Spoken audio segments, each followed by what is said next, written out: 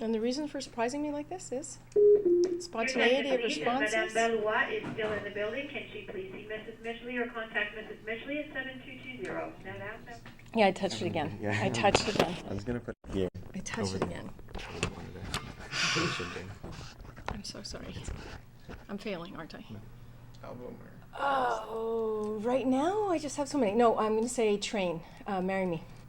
I'm not alcoholic because I'm obviously quite over the age limit. White wine. I do enjoy white wine or Diet Coke. Italian. Spaghetti alla carbonara. Blue. That's very common. I know it's common. Okay, so this is kind of weird because I was just watching a clip on MPix of a movie that's going to be showing this month, which is The Way We Were. I cried watching the trailer for the movie that was going to be on MPix. That movie kills me. It just makes me very, very sad because there are these two people who are so in love, but they can't be together. They just can't be together. So anyway, I'm going to start crying now. Montreal, Quebec, Canada, Canadian, first and foremost. I am 1/4 French, 1/8 Irish, and 5/8 Scottish. Does that add up? I hope that adds up. Yes, that's what I am. Except I have a blood disorder, beta thalassemia, which is predominant in people that are Greek, Italian, or Mediterranean Jewish. So someone fooled around, and I think with an Italian, because I feel very comfortable when I'm in Italy. I've always been the teacher. Like as a little kid, we would play school or whatever, and I was always the teacher. I would always jump in. I always wanted to explain things. So I was like, I can tell you about that. I can help you with that. I can do whatever. From the time I was a little kid. I didn't get into a lot of trouble growing up. I really didn't. I was kind of a goody two-shoes. When I was 12, I stole Mojos, which were little white candies, which I don't think exists anywhere anymore. We were 12, so we knew better. We weren't 8. And we went in and stole like a fistful of white candies, and one of our friend's little brothers told on us, and I got chased through the mall by a cop. I thought I was going to die, and I've never stolen anything again in my entire life. I want to be able to fly. I used to have flying dreams all the time as a kid, and that's disappeared. It disappeared when I became an adult. But that would be like I would breaststroke through the air. And only once, Dante Iannacci in grade 6, outside of Laurie McDonald Elementary School, and I thought he was going to hit me. He was mad because I had snitched on him about something, but anyway, he deserved to be snitched upon. But my mother was in the window, and our house faced the courtyard of the school, so she yelled at him to go away, so nothing ever happened. But I'll never forget the fear of, oh my God, but we were little kids. We were 11 years old. Seriously? Like, you really want to know this? Yeah. Like, seriously? That's serious. Okay, when my middle son Reese was in grade 10, I was teaching him, and I jumped up onto the bench top over here to blow on the window to show condensation as a physical change, and apparently my underwear showed, and he almost died of embarrassment. He got really, really red, which is really hard to do to my middle son. I can do that really easily to my little guy, but the middle son, really nothing embarrassed him, but he just about died, and everybody in class was killing themselves because I didn't know what happened, because I turned around and I'm like, what's wrong? And they're all like, oh my God. Oh, I have so many best circumstances just because it's too much fun, but I don't have any individual ones where it's just a day when you come out of class and you were on, what you did worked, and the kids got it and everybody was on task, and you just feel like you're on air. When I said I was a goody-goody, I didn't drink, and I tell students this all the time, and they look at me and they go like, yeah, but my parents didn't drink, and my parents, had I come home drinking, my parents would have been really, really upset, and I didn't like the taste of alcohol. So it wasn't like 18 was like, oh yeah, go out, and I went out dancing. What I used to do was have like a screwdriver, which I would carry around with me for the whole night, so people would think I was cool, and oh look, Darlene drinks, but Darlene didn't drink.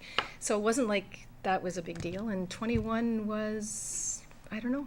I haven't celebrated those. I celebrated 30 and I celebrated 50. I didn't celebrate 16, 18, or 21. I don't know if I have that many skills. I can do the splits, which is pretty good at 52 years of age. So I'll say splits. I can do the splits. I can't really do the tongue rolling or anything else physically. Like really, no. I'm sorry. Splits, I can do the splits.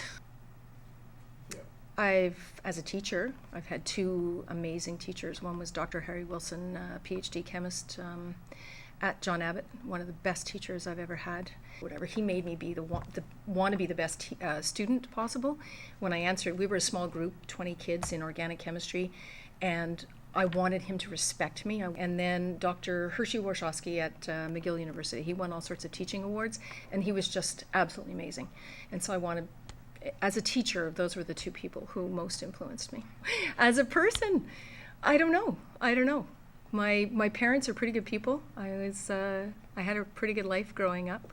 My dad especially was a really, really outgoing, pretty good guy, an excellent dad in the 60s and 70s when guys weren't really into being fathers at that point in time. So I guess my dad. My kids. I really like my kids.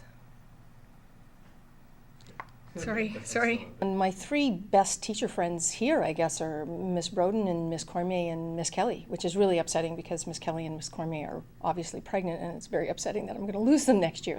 And Miss Cormier is what I call my teaching spouse, my work spouse, because I spend more time with her than I do with my actual family members or my husband, which is kind of sad, but she's my work spouse.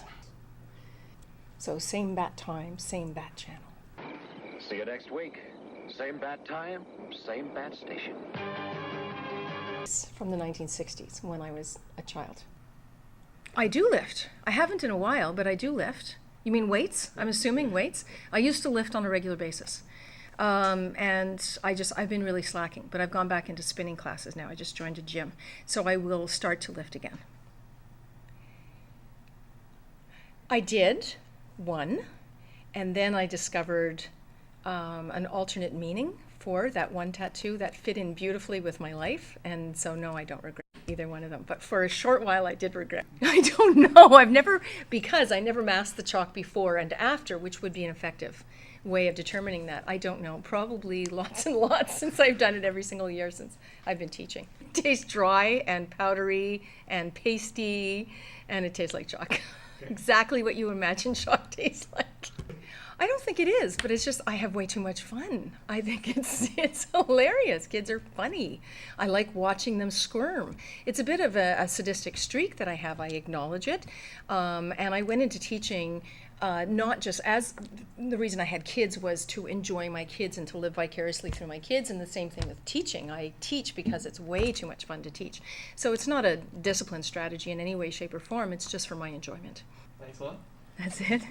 Why did he laugh the entire interview? Why was he laughing the entire time? This one. It's kind of hard to answer questions when the interviewer is laughing in your face. Is this an effective form of interviewing? Okay, what the heck? All right. Who have you interviewed so far? Just Okay. It used to be kids used to